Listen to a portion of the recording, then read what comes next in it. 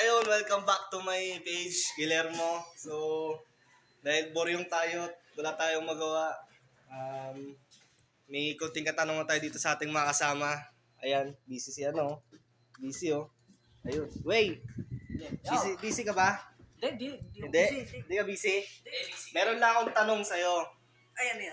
Napakasimple lang ang tanong ko. Kung nakatikim ka na ba ng Nang, spaghetting pinangat?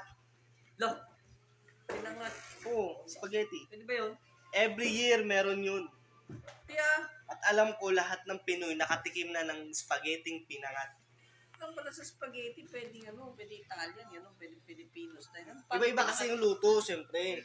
Pero iba pa rin talaga pag yung natikman mo yung spaghetting pinangat. Hindi ko alam yan. Sang luto yan. Ay, alam ko dito sa mga nanonood, maraming alam ko ano yung spaghetting pinangat at alam nyo kung gaano kasarap yung spaghetting pinangat. Ano yung spaghetti pinangat? Ano ba yun? Ay, sila, Kaya tinatanong ko, ikaw, Jess, alam mo ba yung spaghetting pinangat? Yung spaghetti na pinangat, ilagay sa freezer tapos nginat-ngat. Spaghetti nginat-ngat. Basta masarap. Ayun na yun. Yung tinatadtad din minsan kapag nag-iyan eh. Ganun. Ikaw kaya, Jessie, spaghetting pinangat. Hindi, nauubos ko lahat. Ako Ay, din eh. ubos mo?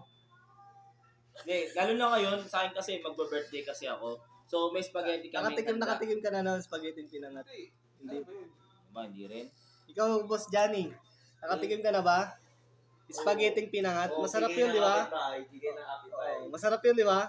Iba yun, masarap yun. Masim-masim na yung kapitbahay. Oo, medyo masim-masim siya. Yun yung ano, yung spaghetting ano, pinangat. spaghetti pa babaya tayo eh. Basta yun yung ano niya, yung lasa ng spaghetti, parang medyo masim-masim siya. Masarap yun, spaghetting Sa pinangat. atin yun, yung maasim, Italian style. Italian style? Hindi nga, ibang luto. Pinoy style pa rin yun. Yung style na maasim. Hindi sa akin kasi yung spaghetti ko, di ba may handa kami ng spaghetti. Yung January.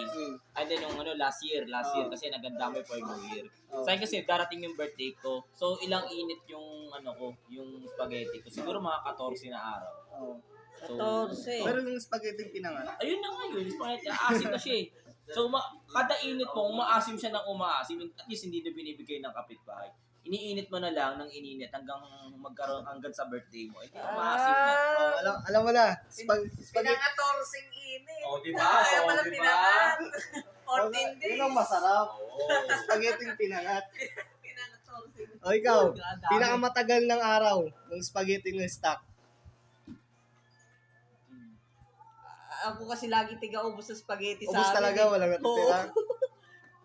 Ikaw Jess, ilan yung pinakamatagal? Siya kasi, 14 nga. 14 days. Oo, 14 days. Grabe, Kasi wait lang kasi, tagtipid kasi ako. Masipag mo mag-init ng spaghetti ha. Talaga. Kunyari, ngayon, may spaghetti pa sa bahay. Oh. Pagkadating ko, iinit ko na yun. Parang kinabukasan, iinit ulit. Masipag Para matira yung yung pinakalasa ng spaghetti. Ay, malupit to. Oo.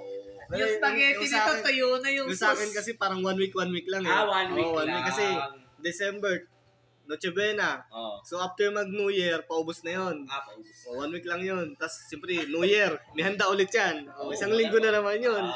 Sa kanila. 14 kasi magbe-birthday ako sa 14. So, alam mo na, Oo. kailangan ko magtipid sa isang alipin ng pera. Pag alipin nga kasi ng pera, magtitipid ka. Tignan mo, may pambili ako ng concert, walang pambiling pagkain. Isang drum yata yung spaghetti nila eh. Okay. Handa Ito, yan. may isa pa akong tanong pero mamaya na.